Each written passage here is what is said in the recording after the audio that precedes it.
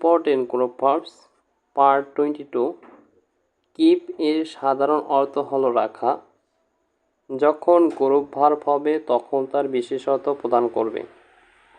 যেমন keep at লাগিয়া থাকা।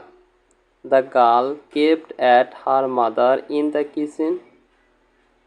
কিপ অ্যাওয়ে দূরে থাকা।